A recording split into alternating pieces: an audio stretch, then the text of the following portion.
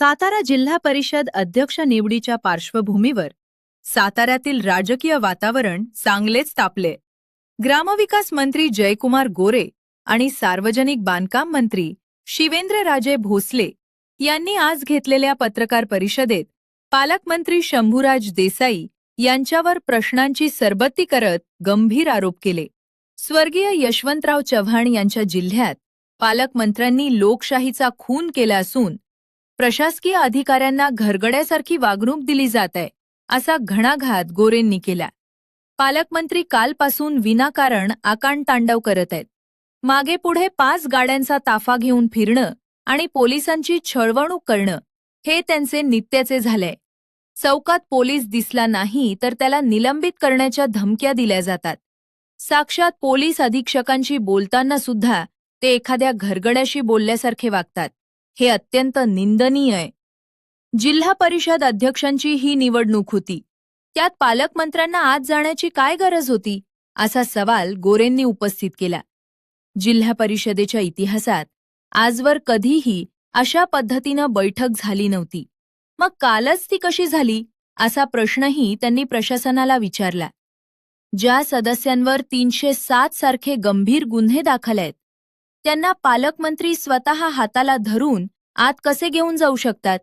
हा गुन्हा कोणी दाखल केलाय हे माध्यमांना का सांगितले गेले नाही, असा थेट सवाल त्यांनी केला। जर तुमचा तुमच्याच सदस्यांवर विश्वास नव्हता तर त्यांना 45 दिवस डांबून का ठेवले होते? दाढीतून उतरवून त्यांना जबरदस्ती हाताला धरून नेणं ही लोकशाही आहे का? शेवटी इशारा देताना ते म्हणाले, पाटणं आणि वाईमध्ये काय चाललंय हे जनतेला माहीत आहे।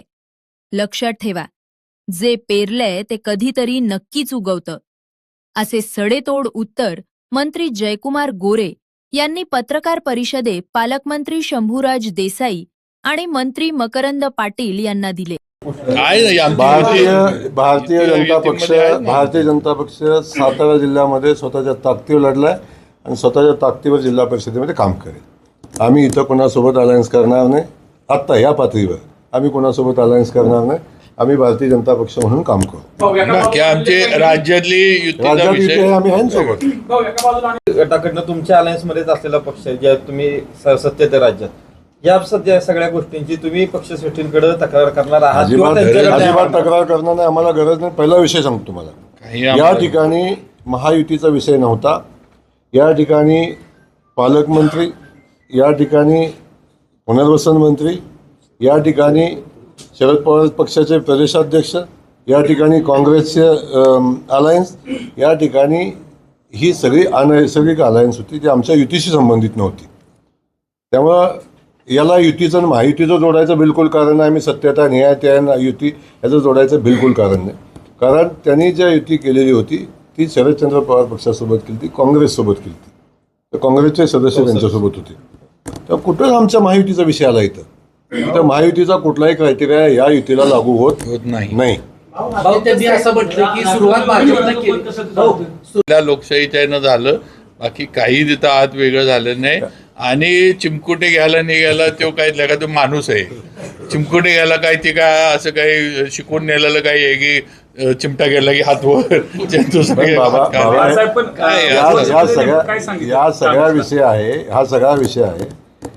सभागृहामध्ये सीसीटीव्ही कॅमेरे आहेत। सीसीटीव्ही कॅमेऱ्याच्या याच्यामध्ये त्याचं शूटिंग झालेलं आहे आणि ते जेव्हा कोर्टात कचेरीत जातील तेव्हा ते तिथं बघतील, कोर्टात निर्णय घेतील।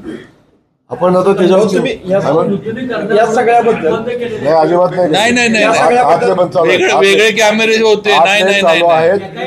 आतले 100% कॅमेरे चालू आहेत। तुम्ही काय तो वेगळा नेगेटिव्ह सांगू नका, चुकीचं आहे। 100% आतले कॅमेरे आहेत। सगळ्या निवडणूक प्रक्रियेचं शूटिंग झालेलं आहे। प्रत्येक गोष्ट शूट झालेली आहे। कामेशनं कुणाला मतदान दिलं हे